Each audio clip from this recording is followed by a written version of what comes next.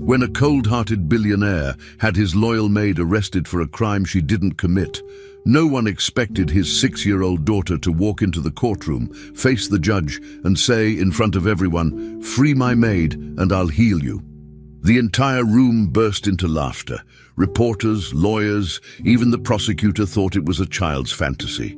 But days later, that same judge, who had been paralyzed for years, stood up on his own 2 feet, leaving the world in shock. Before we continue with this story, don't forget to subscribe to the channel and like the video.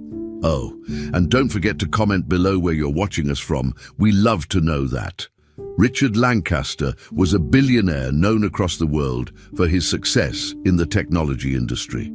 He had built a massive empire from scratch, but his personal life was very different from the achievements he displayed in business. After his wife died during childbirth, Richard shut himself off emotionally. He chose to live away from the public eye in a huge, quiet mansion with his only daughter, Emily, who was just 6 years old.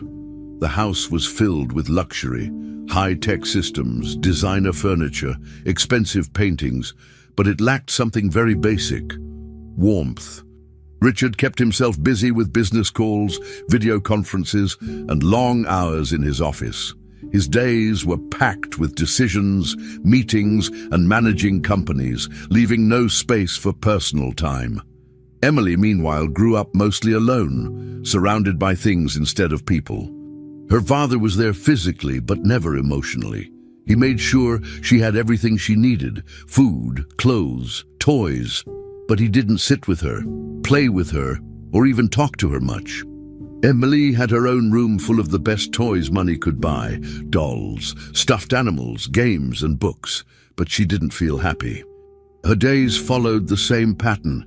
She woke up, got dressed with help from a nanny or housekeeper, ate breakfast in silence, and then wandered around the mansion with no one to play with. Sometimes she would try to build small stories with her toys, imagining a family that talked and laughed. Other times, she would just sit by the large windows, watching the trees move outside or looking at the driveway, hoping someone would come visit. But no one ever did. The house was too big and too empty. It was always quiet, with only the sound of her footsteps or distant voices from her father's office. Emily didn't go to school like most kids. She had a private tutor who came in for a few hours each day. But once the lessons were done, she was left alone again, searching for someone to talk to. Her favorite place was a small corner in her room where she kept photos of her mother. She didn't remember her, but she loved looking at her face. Emily would sit on the floor, holding a photo frame, and speak to it like her mother could hear her. She would tell her about her day, about what she ate, or how the new nanny quit again. It was the only time she felt like someone was listening. She didn't fully understand what death meant, but she knew her mother wasn't coming back. Still, talking to the photos made her feel closer to something she never had. Sometimes she asked questions out loud. "Would you read to me if you were here?" Or, "Do you think Daddy still loves me?" But the silence in the room never answered. It was the same every day. Questions without replies, stories without listeners, and a heart that felt too heavy for someone so young. The nannies never lasted. Richard had hired many since Emily was born, hoping one of them could take care of his daughter's needs while he focused on work. But every single one of them left after a few weeks. Some said the house felt too empty and sad. Others couldn't handle the lack of connection from Richard or the loneliness Emily carried with her. The job wasn't hard in the traditional sense. There were no tantrums, no messes, but the emotional weight was too much. Emily rarely spoke, and when she did, her voice was quiet, as if she wasn't sure anyone would respond. The new nannies always started with energy and ideas, trying to plan games or lessons, but soon they would stop trying. The silence of the house wore them down. It was hard to stay in a place that looked beautiful on the outside, but felt cold inside. In the end, they would pack their bags, say goodbye gently, and leave, often without giving a clear reason. Richard didn't understand why they kept quitting. He assumed it was just bad hiring or lack of professionalism. He didn't stop to think about the atmosphere of the house or how his absence affected his daughter. He convinced himself that providing everything material would be enough, that by keeping her safe, fed, and surrounded by luxury, he was doing his job as a father. He told himself that emotions were a distraction, and he didn't have time for them.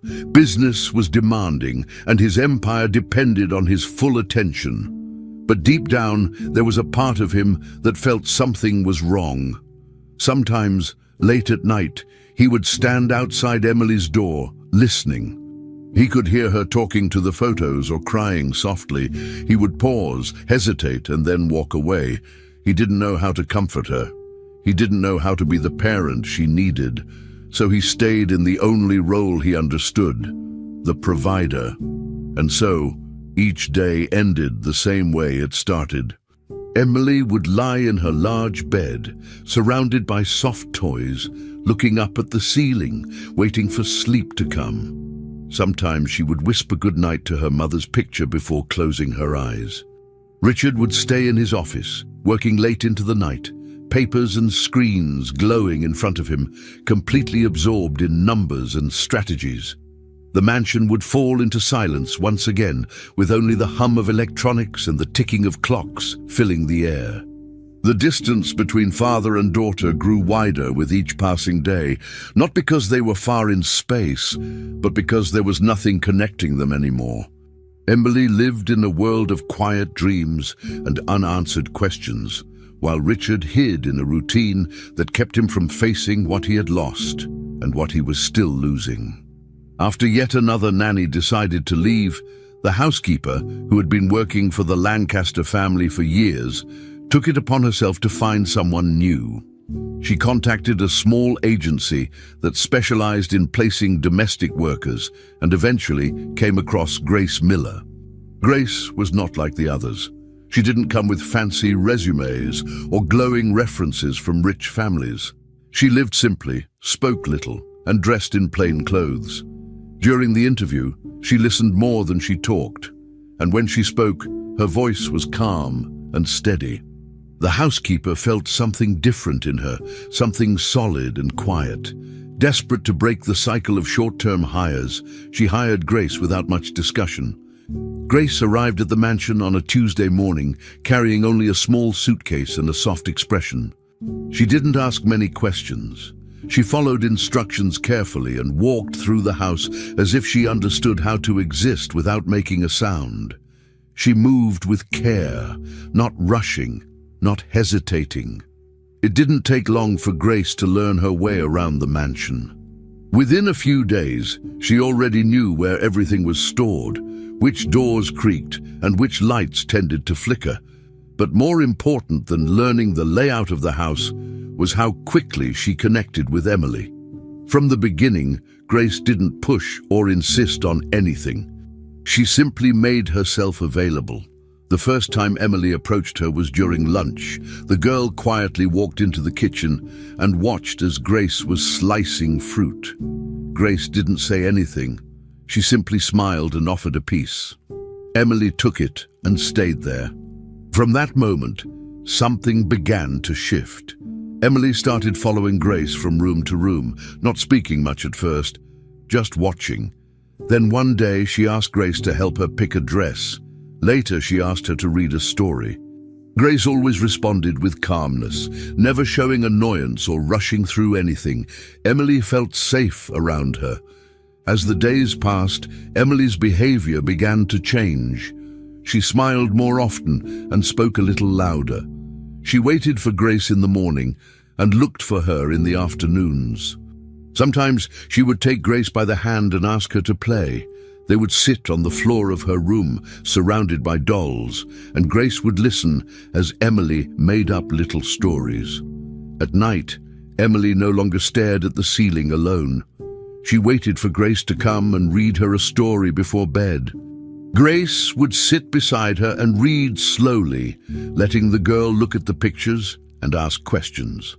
Emily still talked to the photo of her mother, but now she had someone else to talk to too. Grace never tried to replace anyone. She never promised anything or talked about the past. She simply stayed, day after day, always calm, always present. And for Emily, that was enough. It was the first time in a long while that someone stayed. Richard noticed the change, although he didn't say much.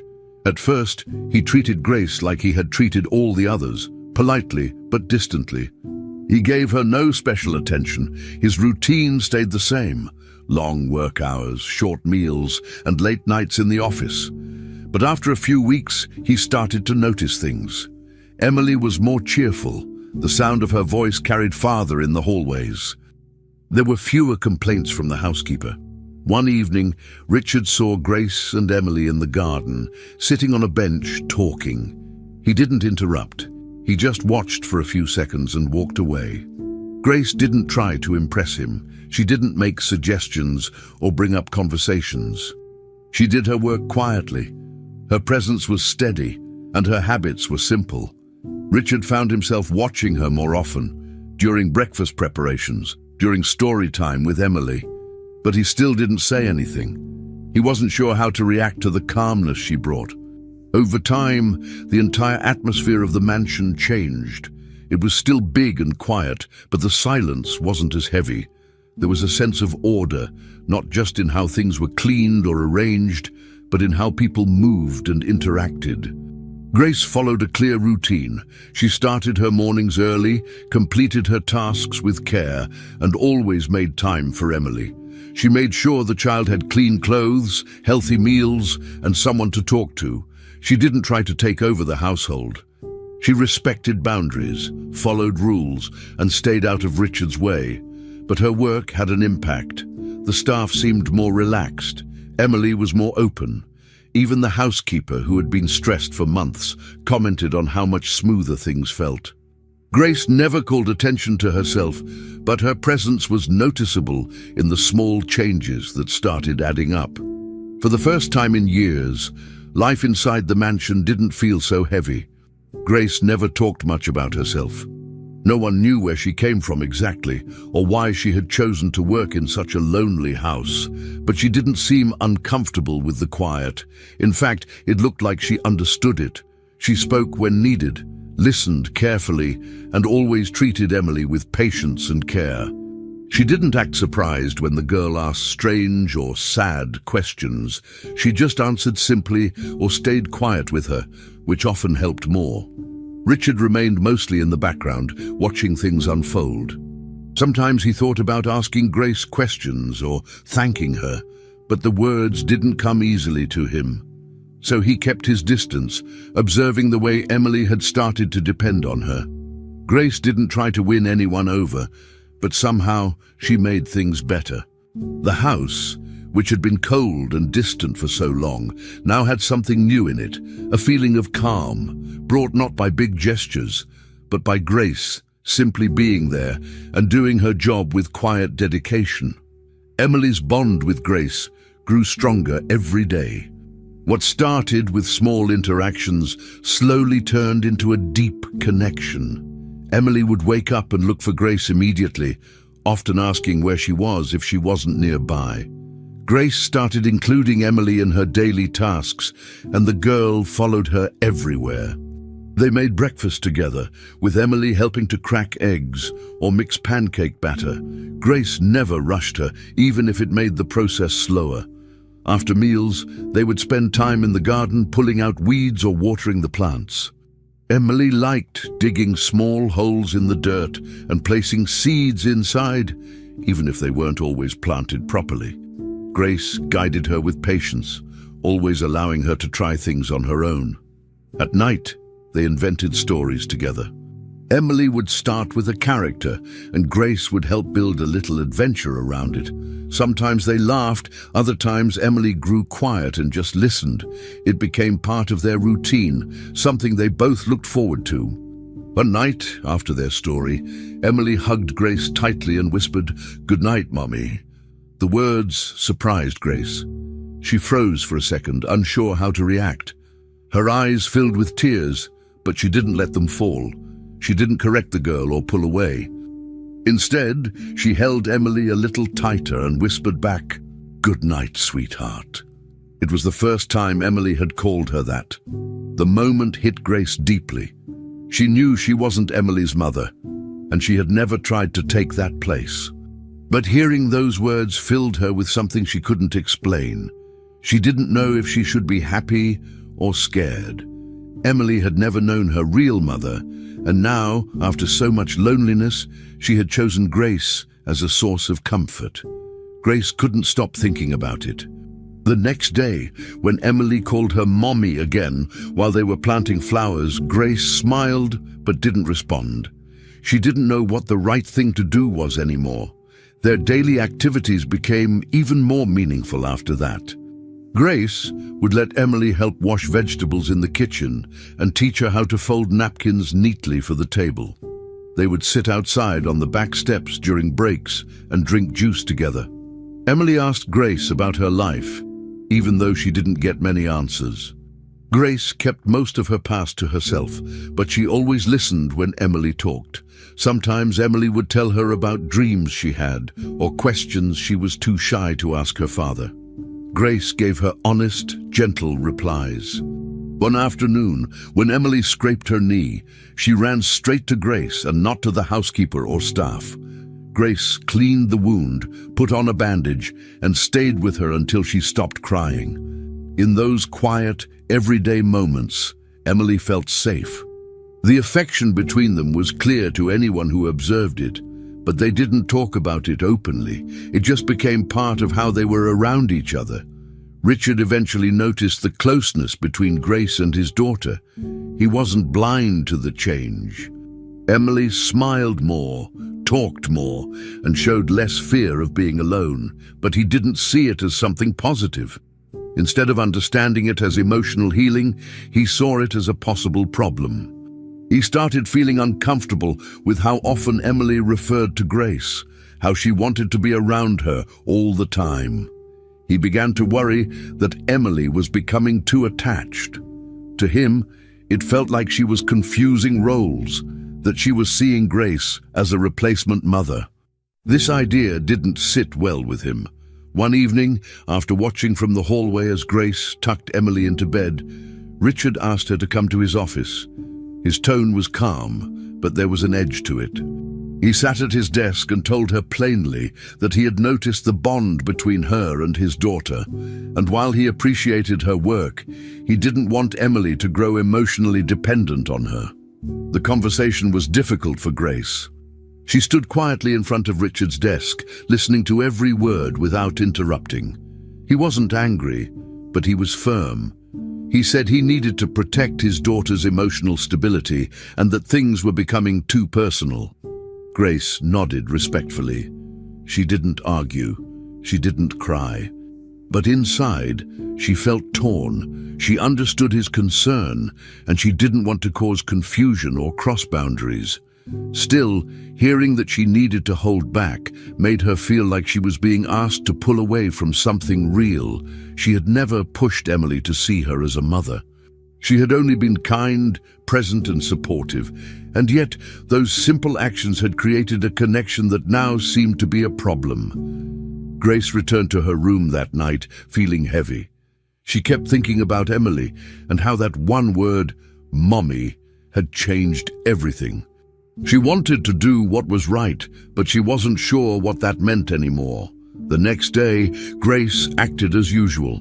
She prepared breakfast, helped Emily dress, and went through their regular activities. But inside, she was more guarded. She tried not to respond when Emily used the word mommy, even though it stung to ignore it.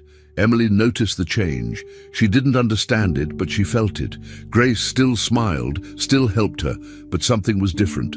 The warmth was there, but less open. Emily didn't say anything at first, but by the end of the day she asked, "Did I do something wrong?" Grace knelt down and looked into her eyes. "No, sweetie, you didn't do anything wrong." Then she gave her a soft hug and changed the subject. The bond between them hadn't broken, But something had shifted. Grace was now caught between doing her job by the rules and caring for the girl with her whole heart. And while she continued to stay by Emily's side, the question of how close she was allowed to be remained silently between them. After returning from a 3-day business trip in New York, Richard arrived back at the mansion late in the evening. He went straight to his study, as he usually did, to go over paperwork and check on things that had piled up in his absence. Everything seemed normal until he decided to open the safe hidden behind a panel in the wall. He hadn't touched it in months, but something made him want to look at the diamond necklace that had once belonged to his late wife. It was a family heirloom and one of the last physical reminders of her. He opened the safe, entered the code, and pulled out the small black case from the hidden compartment. But when he opened it, the necklace wasn't there. The case was empty. At first, he thought maybe he had moved it to another safe or placed it elsewhere. He searched the drawers, his bedroom, and even the guest rooms, but the necklace was nowhere to be found. His confusion quickly turned into concern. Richard didn't say anything to the staff right away. He chose to ask quiet questions during the next morning. He approached the housekeeper, the butler, and a few cleaners, asking if anyone had entered his study while he was gone. They all denied it. He asked if they had seen anyone near the wall safe. Again, they said no. Their answers didn't seem dishonest, but they didn't help. He spoke with the security technician responsible for maintaining the house's systems and asked if there had been any technical issues or alerts during his trip. The technician said everything had functioned normally. Still, the missing necklace remained unexplained. That's when Richard called Thomas Blake, his personal lawyer and longtime advisor. Thomas came over within the hour. After hearing the story, Thomas didn't hesitate to bring up a possibility Richard hadn't considered yet. Maybe someone inside the house took it. Someone with regular access, someone who could blend in and not raise suspicion, someone like a nanny. Richard listened to Thomas carefully. At first he felt unsure, but Thomas was calm and confident. He reminded Richard that the necklace was in a hidden part of the safe, not something a random guest or temporary staff member would even know about. He then brought up Grace. She had been getting close to Emily, spending more time with her than anyone else. Maybe she had earned the girl's trust and used it to learn about private parts of the house. Maybe Emily said something without meaning to. Thomas wasn't aggressive, but he made his point clearly. Richard didn't want to believe Grace would do something like that, but the situation didn't leave him much room. The necklace was missing, and someone had to be responsible. Feeling frustrated and suspicious, Richard ordered the security staff to review the camera footage from the past week. Every hallway, entrance, and common area was under surveillance. He wanted answers, fast. The security team spent several hours reviewing footage. They checked every frame from the past 7 days, watching who entered the study, who walked near the safe wall, and who spent time alone in rooms. But the cameras didn't show anything unusual. Grace was seen moving about the house like always, taking care of Emily, preparing meals, folding laundry. There was no clear footage of her near the safe or doing anything suspicious. Still, Richard wasn't satisfied. The absence of evidence didn't give him peace.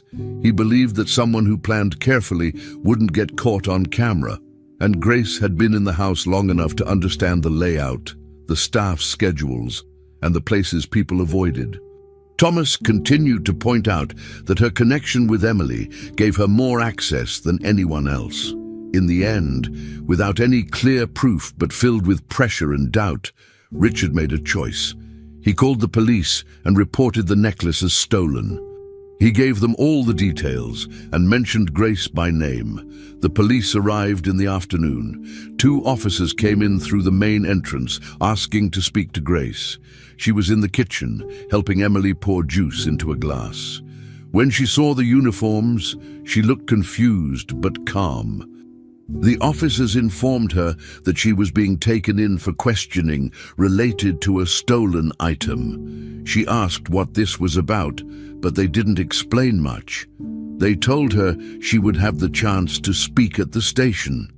Then, without waiting, they handcuffed her in front of everyone. Emily was standing just a few feet away. At first, she didn't understand what was happening. She looked up at Grace and then at the officers. Grace tried to smile at her, but her eyes were starting to fill with tears. The girl called her name, confused and afraid. "Where are you going?" she asked. "Why are they doing this?" No one answered. The house staff stood frozen. No one moved. No one spoke up. Emily ran toward Grace, grabbing her arm. One of the officers gently pulled her away. Richard stepped into the room at that moment. He didn't speak to Grace or Emily. He only nodded at the police to continue. Emily looked at her father, crying, begging him to stop it. "She didn't do anything. She's my friend," she shouted. But Richard didn't respond. His face was unreadable. Grace didn't argue. She simply lowered her head and walked out with the officers. Emily stood there, stunned. The hallway felt empty. She didn't understand why her father had allowed this to happen or what Grace had done wrong. To her, none of it made sense. She had just lost someone she trusted more than anyone else in the world. The house, which had finally started to feel warm, suddenly felt cold again. As the police car pulled away from the mansion with Grace inside, Emily stood at the window, waiting for someone to explain, but no one did. Grace was taken to the courthouse early in the morning. She had barely slept in the holding cell the night before, and her eyes were tired but calm. She wore the same simple clothes she had been arrested in, and her hands were still slightly red from the tight handcuffs. When she arrived at the courthouse, officers led her through a side entrance to avoid the growing crowd outside. News had spread quickly since the arrest. A few reporters had already gathered, taking pictures and calling out questions. Inside, the courtroom was quiet at first, filled with murmurs and the rustling of papers. Richard had not come. Only a few members of the household staff were present. The judge assigned to the case was Harold Moore, a man with a reputation for being strict, logical, and unemotional. He'd served on the bench for over 20 years and now used a wheelchair due to a car accident many years ago. His expression was serious as he entered the courtroom. Emily had come with one of the security guards from the house. She wasn't supposed to be there, but after begging the housekeeper and crying non-stop since Grace's arrest, they decided it might be better to let her attend quietly. She sat at the back of the courtroom with the guard, fidgeting in her seat and watching everything closely. She didn't understand all the legal words being used or why so many people looked upset, but she knew one thing: Grace didn't deserve to be there. As the judge called the session to order, Emily saw Grace across the room, standing behind the defense table with a public attorney. Emily's eyes filled with tears. She couldn't stay still any longer. She slipped out of the bench before the guard could stop her and started walking quickly toward the front of the courtroom. When someone tried to grab her arm, she broke into a run. The room went silent. All eyes turned toward her. She reached the judge's bench without hesitation and grabbed Judge Moore's hands. He was stunned, unsure of how to respond. Emily looked directly into his eyes, her voice trembling but clear. "If you let my mummy go, I'll help you walk again," she said. Her voice echoed in the silent courtroom. The judge froze. No one moved. Even the clerk stopped typing. Grace covered her mouth with her hands, trying not to cry out loud. The moment was powerful, unexpected, and deeply emotional. Emily wasn't yelling. She wasn't throwing a tantrum. She was simply making a promise from the deepest part of her heart. To her, it wasn't a joke, it wasn't a trick. She believed it, and her words were full of honesty. The judge looked at her, stunned. For a moment, the courtroom was no longer a courtroom. It was just a room with a little girl who missed someone she loved and wanted her back. Judge Moore took a few seconds before reacting. He slowly placed his hands on Emily's and nodded once, still processing what had just happened. Then he looked at the officers and quietly instructed them to take a short break. The session was paused, and everyone was ordered to leave the room for a few minutes. Grace was allowed to sit, and Emily was guided back to the bench, where the security guard now sat speechless. Whispers filled the hallway. Phones had recorded everything. A few people had taken pictures. One video clip showed the exact moment Emily made her promise. Within minutes, it began spreading online. News outlets picked it up immediately. Headlines started appearing. Little girl stuns courtroom with heartbreaking plea. Child's words shake judge. And who is Grace Miller? The story had left the courthouse and was now reaching thousands of people. What had started as a quiet preliminary hearing had become something entirely different. By the time the hearing resumed, the judge had reviewed Grace's background and requested a full re-examination of the case. He stated publicly that the emotional moment, while not legal evidence, had shown that the situation might deserve closer inspection. He called for the original report, camera footage, and employee records to be brought forward and reviewed by an independent team. Grace's public attorney requested her release until the full investigation was complete, arguing that she had no criminal history, had not attempted to flee, and had close ties to the community. The judge agreed to delay any formal charges and ordered Grace to be released under supervision. Emily jumped from her seat and ran to her again, this time into her open arms. Grace held her tightly. She whispered to Emily, "I don't know how you did that, but thank you." Emily just said, "I meant it." The courtroom watched in silence. No one dared interrupt them. Outside the courthouse, reporters waited for statements. Grace didn't speak to them. She walked straight to the car, with Emily holding her hand. The judge didn't give interviews either. He simply returned to his chambers and closed the door, deep in thought. The scene had affected him in a way no legal case ever had. That night, Grace was allowed to return to the mansion temporarily while the review continued. Richard, watching the media storm on TV, didn't know what to think. He had acted based on suspicion and advice. Now, everything was spiraling beyond his control. He sat in silence while the news replayed the courtroom footage again and again. The country had now seen the story of Emily and Grace, and opinions were forming quickly. Some people were angry, others were touched, but no one was ignoring it. The case had become more than a theft investigation. It had become a symbol of something deeper, a story about connection, trust, and the unexpected voice of a child. Back at the mansion, things were not the same for Emily. Grace was no longer seen as a criminal, but the trust inside the house had been broken. Emily, still shaken from everything that had happened, stayed quiet and distant. She spent most of her time in her room or walking silently through the halls. At night, she would lie awake, thinking about how to help Grace and make things right. One afternoon, while passing by her father's office, she remembered something Grace once told her. "Sometimes the truth is not far.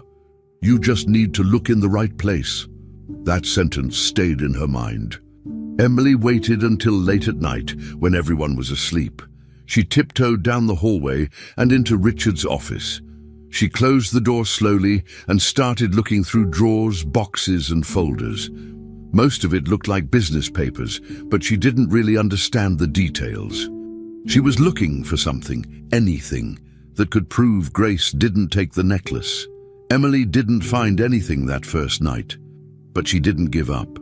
Over the next few days, she returned to the office secretly during early mornings or late evenings. She learned how to open drawers without making noise and how to return everything exactly the way it was. One day, she remembered the cameras. Her father kept digital backups of all security footage on a private server.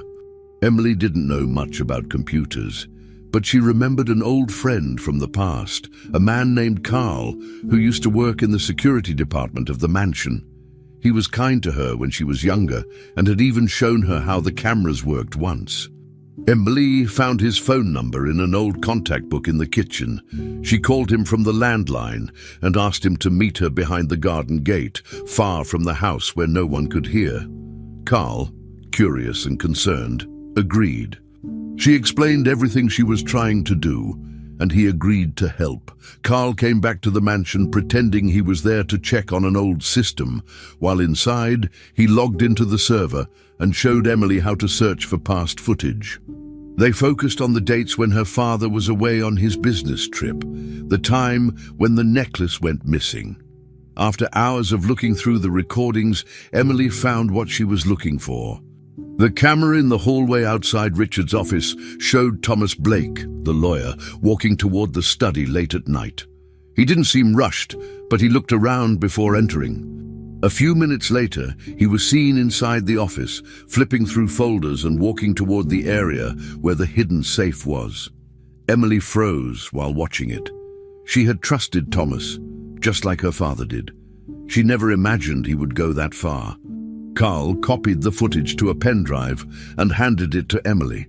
She thanked him quietly and hid the pen drive deep inside her backpack. After discovering the truth, Emily couldn't bring herself to speak to her father. Every time she saw him, she turned away or walked in the opposite direction. She refused to eat during meals, barely answered questions, and avoided eye contact. Richard noticed right away. At first, he thought she was still upset because of Grace's arrest, but then he started to feel something more: guilt. He tried to talk to her several times, but she either stayed silent or responded with short words. He knocked on her door one evening and asked if she wanted to talk, but she didn't answer.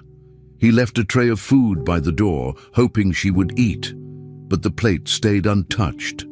Emily didn't trust him anymore. In her mind, he had turned his back on Grace without trying to understand the truth. She felt angry and disappointed, not just at him, but at herself for not doing something sooner. She decided she had to fix it, with or without his help. While Emily kept her distance, Thomas Blake began to feel uneasy. He had no idea that Emily had seen the footage or that Carl had returned, but he noticed something strange. 2 other employees had started acting nervous around him. He suspected someone might know something. Without being obvious, he began speaking to staff in private, warning them to keep quiet about anything they might have seen. His words weren't direct threats, but they were heavy with pressure. He reminded them of their contracts, of how easily people could lose jobs or face legal problems. Some staff grew uncomfortable but didn't know what to do. No one wanted to get involved, and no one felt powerful enough to confront him. Thomas moved carefully, trying to stay one step ahead.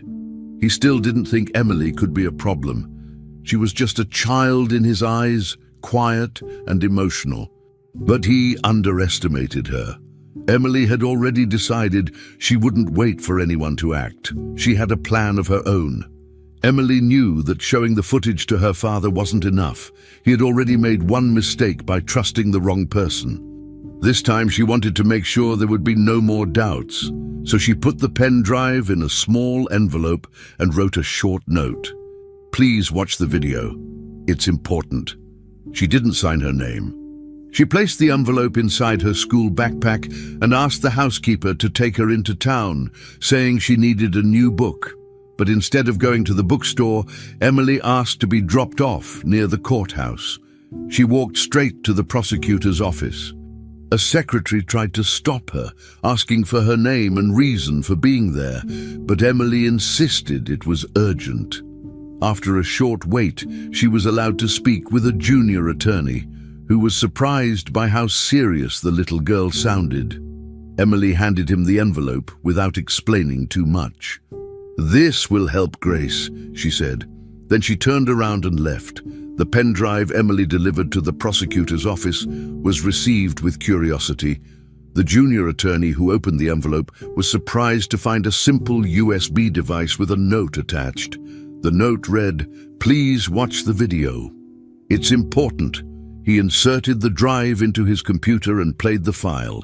As the video started, it became immediately clear that the footage was security camera material.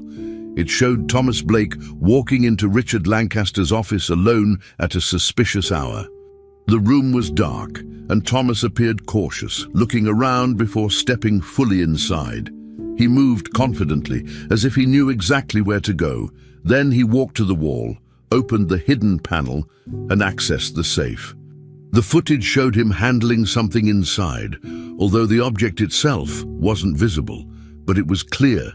He had no reason to be there, and he had touched the safe.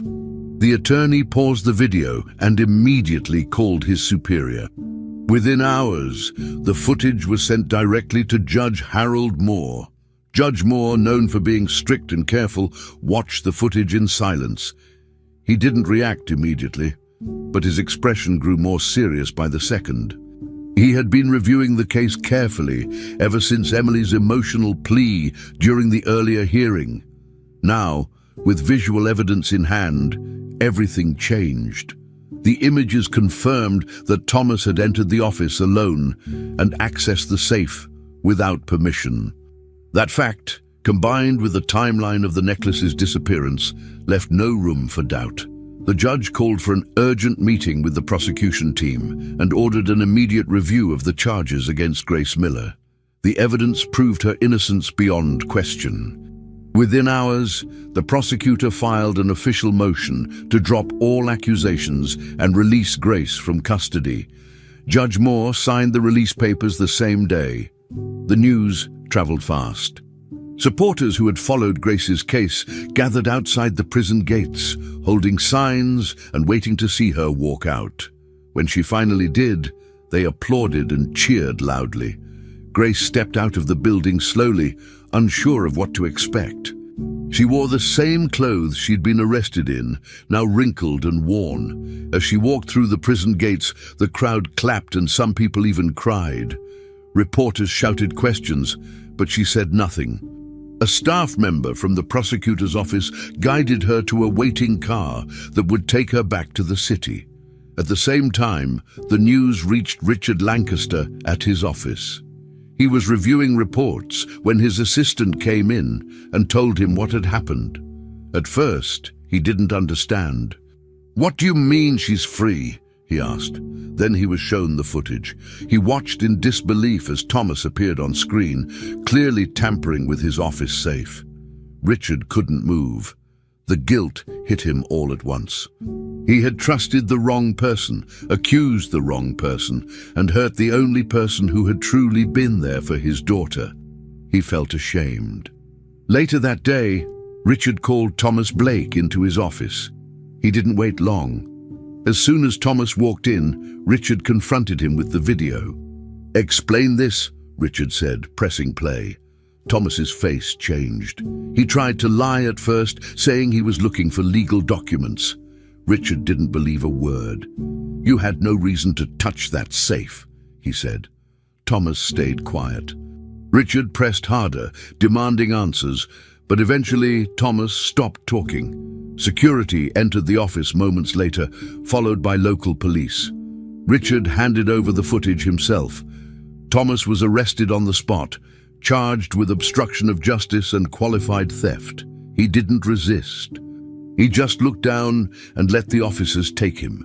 Richard stood in silence as they led his former lawyer and friend away. The weight of his decisions sank in even deeper. He had nearly destroyed Grace's life.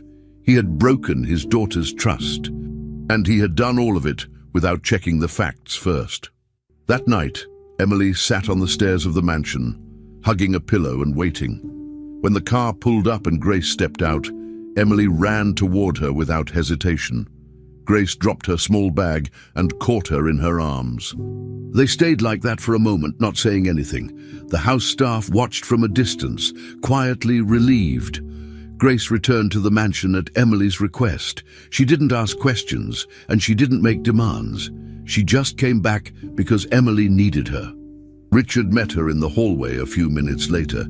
He looked tired, pale, and nervous. For a moment he couldn't speak. Then he said, "I'm sorry."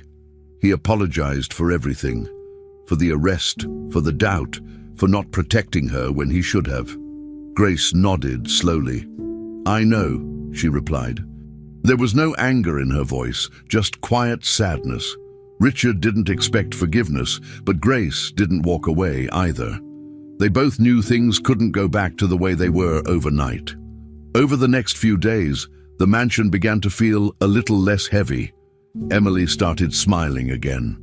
She helped Grace unpack her things and asked if they could return to their garden routine. Grace said yes. Richard kept his distance at first, but slowly started joining them for breakfast. The conversations were short and sometimes awkward, but they were real.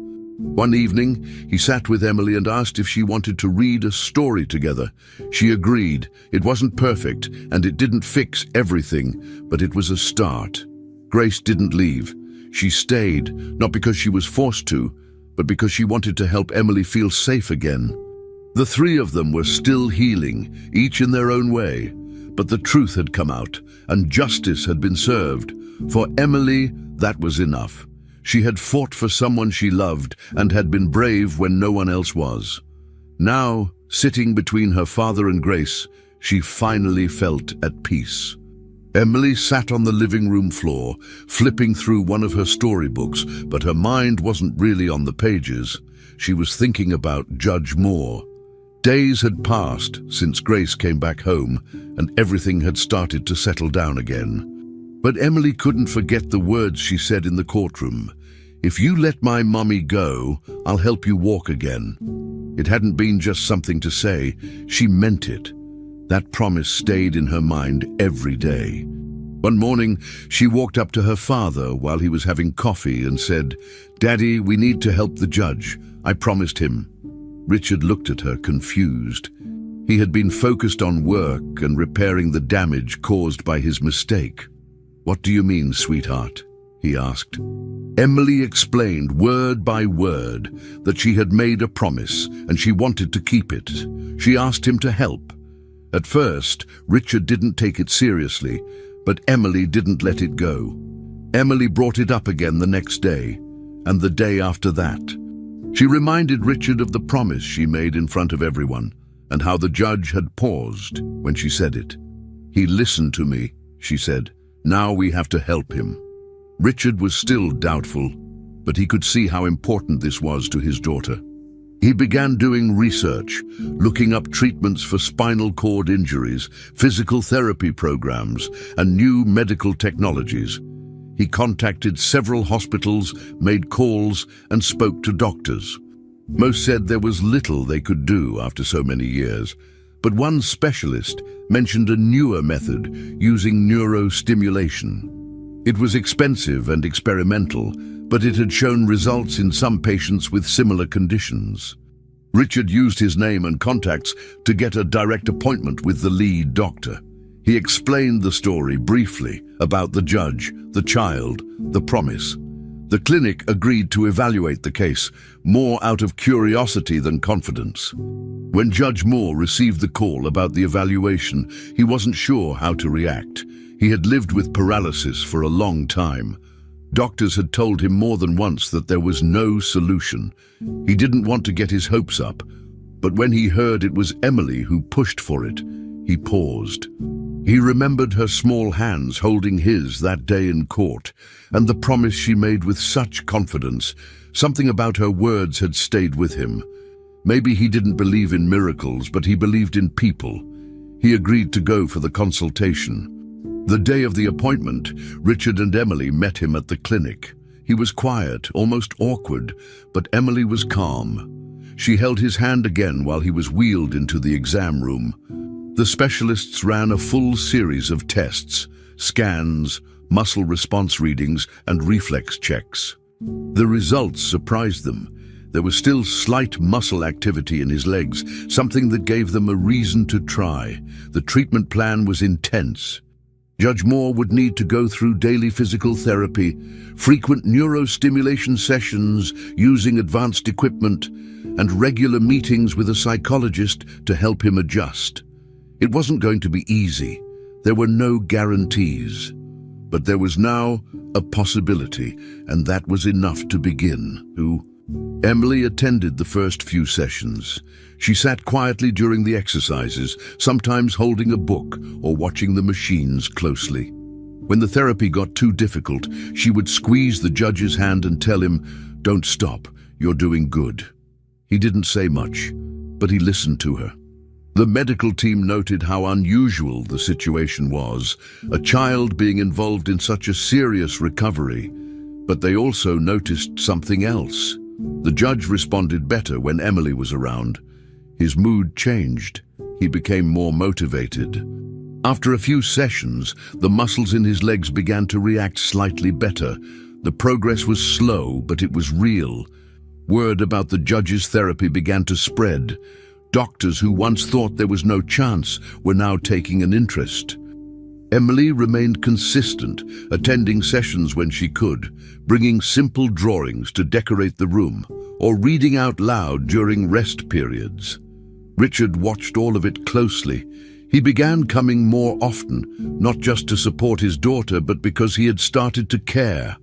He saw how Judge Moore, who once looked distant and serious, now looked focused and open. He saw how Emily's presence seemed to push everyone to try harder. One afternoon, after a long session, a nurse pulled Richard aside and said, "You should be proud of her. She's not just helping him. She's inspiring all of us." Richard didn't say anything right away. He looked at his daughter sitting next to the judge, both smiling at something on the screen. That image stayed with him. For the first time, he was beginning to understand just how special his daughter really was. More weeks passed, the therapy continued, and Judge Moore made slow but steady progress. His legs could now twitch on command, and he could feel slight pressure during certain exercises. The team remained cautious, but their tone changed. They talked less about limits and more about goals. Emily never missed a chance to remind the judge of his promise to her now. "You said you'd try, and you are." Judge Moore, who once barely showed emotion, began smiling more around her. Richard, too, was changing. He started spending more time at home, talking with Emily, asking about her thoughts, listening to what she cared about.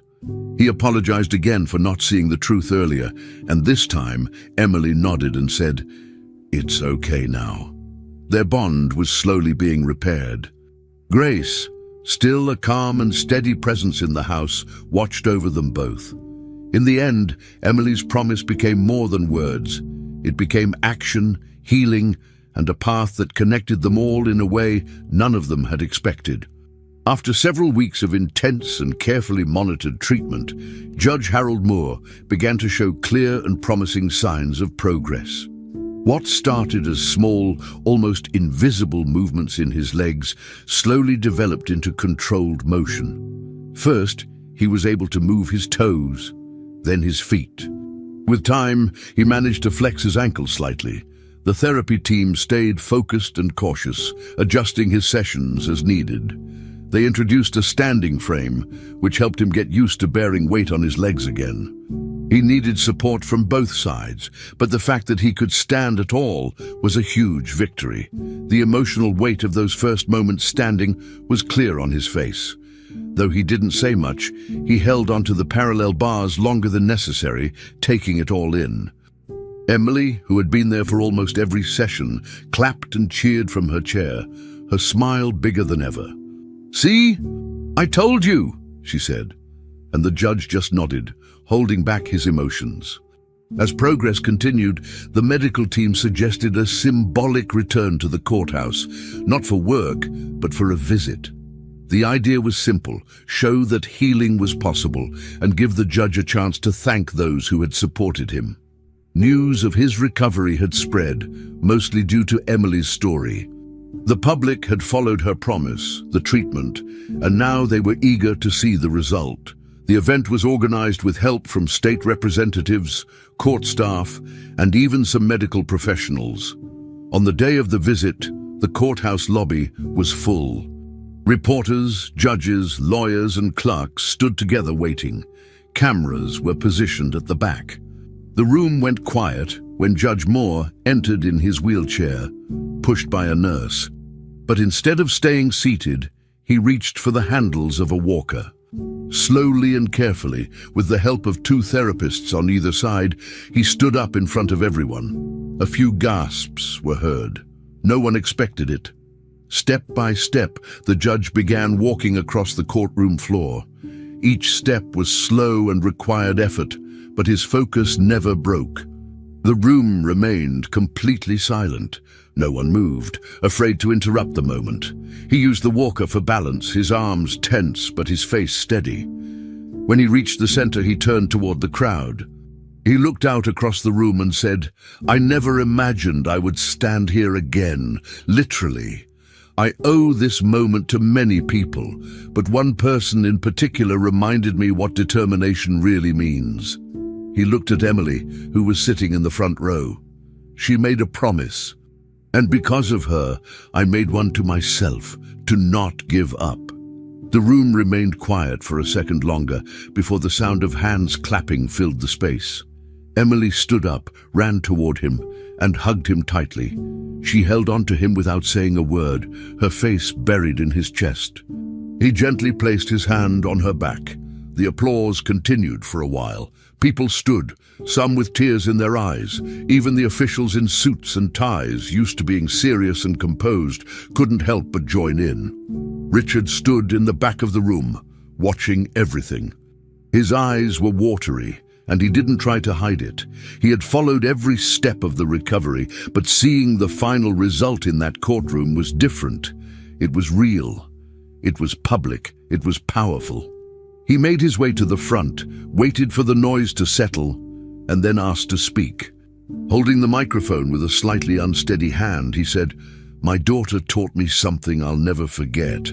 I thought I knew how to fix things, with power, with money, with control. But what she did, what she believed in, was stronger than all of that. She didn't just help Judge Moore walk again. She showed us what it means to fight for what's right, even when you're small, even when nobody listens at first." Reporters captured every second of it. Grace, standing quietly off to the side, watched with a hand over her heart. She didn't need to speak. Her eyes said everything. She had been there from the beginning. She had felt the pain of being falsely accused, the fear of losing everything, and now she was seeing justice play out, not just through courts and legal systems, but through a child's heart and persistence. Emily returned to her seat next to her father, who wrapped his arm around her shoulders. He didn't say anything, but she felt it. The room slowly returned to calm. Judge Moore sat again, clearly exhausted but happy. He looked over at Grace and gave her a small nod of respect. No words were exchanged, but they understood each other. Everyone in the room had been changed by what they witnessed that day. It wasn't just about healing, it was about truth, courage, and second chances. In the days that followed, the story of what happened in the courtroom spread across the country. News stations played the footage repeatedly, Judge Moore standing and walking, Emily's hug, Richard's speech. Articles were written about the recovery, the false accusation, and the little girl who never gave up. Social media users shared posts with hashtags like Emily the Brave and Justice and Hope. Her name quickly became a symbol. Schools talked about her in class, community groups shared her story. People from different places and backgrounds said they felt inspired by what she did. She didn't understand the full impact of it all, but she liked knowing the judge could walk again. That was enough for her. At home, life continued slowly. Grace stayed, helping around the house and taking care of Emily. Richard spent more time at home, leaving work early and asking more questions about his daughter's day. They weren't perfect, but they were together. And for Emily, that was all she had ever wanted. Emily's story quickly spread beyond the courtroom and into homes across the country. News reports, online videos, and magazine articles shared every detail, from the day she stood in front of Judge Moore to the moment he took his first steps with the help of a walker. People were moved not just by the medical progress, but by the heart behind it. A little girl had made a promise and kept it, Her courage and kindness became something bigger than just one case. She was invited to speak at schools and events, but Richard always made sure her childhood came first. She wasn't a celebrity in their home. She was just Emily, the same girl who liked pancakes for breakfast and building puzzles on the living room floor. Still, her story had power. It started conversations about justice, family, and forgiveness. Wanting to turn that momentum into action, Richard created a foundation in Emily's name. Its mission was clear: to help children caught in legal battles and support families hurt by injustice. The foundation grew fast. With Richard's resources and connections, it didn't take long for it to attract support from lawyers, counselors, and child advocates. But it wasn't just about big donors or public image. Richard wanted the organization to feel real and personal. Every program they created was inspired by what they had lived through: false accusations, broken trust, and the long journey toward healing. One of the first people to join the project was Judge Harold Moore. After retiring from his career with honor, he agreed to act as a senior advisor for the foundation. He said yes, not just out of duty, but because he believed in what Emily had started. He often spoke about second chances and the power of truth, drawing from his own recovery. Staff and volunteers respected him deeply. He had become living proof of what hope could do. His presence brought wisdom and structure, while Emily's story reminded everyone why their work mattered. Life at the Lancaster mansion changed completely. What was once a quiet, cold place now felt alive. Laughter echoed through the halls, and each room held a new kind of energy. Grace was no longer just a caretaker. She was officially named Emily's legal co-guardian alongside Richard. The decision came naturally. She had never forced herself into that role, but her actions had already proven her dedication. A court formalized what Emily had already known for a long time. Grace was part of the family. They continued living under the same roof, sharing responsibilities and routines. Grace helped with homework, cooked meals, and listened whenever Emily had questions about life. Richard, too, had changed.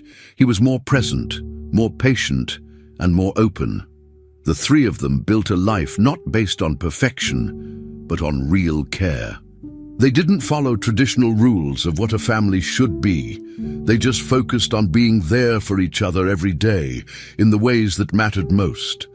Emily remained a regular child, even with all the attention around her. She still had days where she got grumpy, lost interest in schoolwork, or wanted to play instead of do chores. But there was something unique about her that people always noticed. She had a way of listening closely, caring deeply, and believing in people, even when others had given up. Grace often said Emily had an old heart, not because she acted like an adult, but because she understood emotions in a way that was rare for someone her age. Richard encouraged her curiosity. He bought books about history, law, science, anything she showed interest in. They still made time to go out as a family, sometimes just to eat ice cream or walk in the park. These small outings became their favorite thing. They took photos, created new memories, and filled the mansion with framed moments. Every hallway that once felt cold now displayed pieces of a life rebuilt, one kind moment at a time. As the foundation expanded, more families reached out for help. Some were facing unfair custody battles. Others had children dealing with trauma from legal systems that didn't understand their needs. Grace took on an active role, meeting with families, helping design support programs, and making sure the foundation stayed focused on people, not just paperwork. Judge Moore visited often, helping to guide the team, especially on complex cases. Emily sometimes joined them too, not because she had to, but because she wanted to listen. She would sit quietly during meetings, drawing in her notebook, and then later ask important questions that surprised everyone. Richard continued funding the foundation, but now spent less time at the office and more time at home. He felt like he was finally where he belonged, not just as a businessman, but as a father. The house had changed, the people had changed, and so had he. They had all grown from a painful chapter into something much more hopeful and full of purpose. One afternoon, as the sun was setting, Richard, Grace and Emily went for a walk along the path behind the mansion. They didn't plan it. They just felt like being outside. Richard walked slowly, hands in his pockets, while Grace and Emily talked about what to cook for dinner. As they reached the edge of the garden, someone stood nearby, watching quietly. It was Judge Moore. He stood upright, without his walker, using only a cane now. His eyes followed them with warmth and pride. Richard waved. Grace smiled. Emily ran over and hugged him, holding tight as always. It was a simple scene, but one that said everything. They had all been broken in different ways, but they were healing together. The house, once silent and cold, had become a place of second chances, a place of real love, a place where truth, even when painful, led to something better. Emily's name had become more than a headline. It was now a symbol of justice, compassion, and the family they chose to be. Finally, we've reached the end of this story. I'm extremely happy that you've made it this far. Thank you very much for watching. Comment below what you thought and what was the best or worst part. Don't forget to subscribe. Until next time.